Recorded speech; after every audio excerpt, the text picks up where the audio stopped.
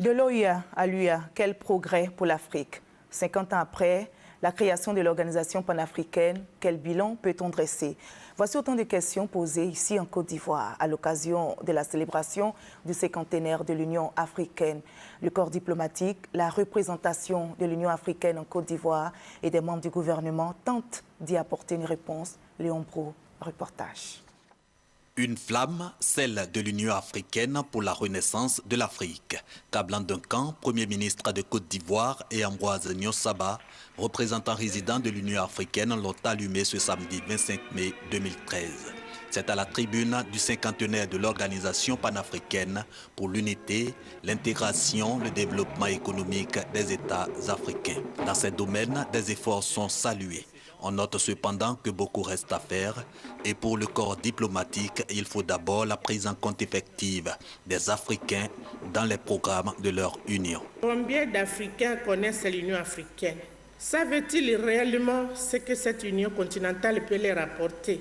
Nous pensons qu'une intégration réussie passe par une réelle solidarité entre les peuples africains à travers les échanges culturels et économiques. Quand le Premier ministre Kablan Duncan prend la parole, il salue l'implication de l'Union africaine dans la résolution des conflits, notamment en Côte d'Ivoire et au Mali. Le Premier ministre plaide ensuite pour davantage d'efficacité de l'Union en matière de lutte contre le terrorisme, la cybercriminalité et le développement économique des États membres.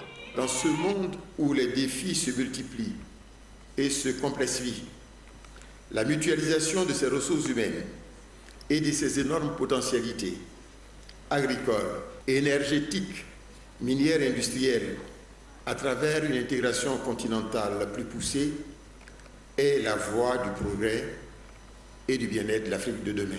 Délivrant le message du président de l'Union africaine, le Premier ministre éthiopien, le représentant résident a invité les Africains à croire au succès futur de leur union. Les générations précédentes ont fait des sacrifices ultimes afin de libérer notre continent de toute forme d'assujettissement et ségrégation.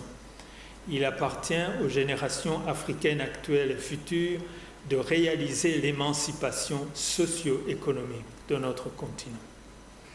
Nous avons à cet égard fait certains progrès au cours de la dernière décennie, ce qui bien sûr nous donne de l'espoir et de l'optimisme. Cet espoir, explique Ambroise Niosaba, mérite d'être entretenu, d'autant que la refonte de l'OUA, Organisation de l'Unité africaine en Union africaine, répond au besoin d'adapter l'organisation panafricaine aux défis nouveaux.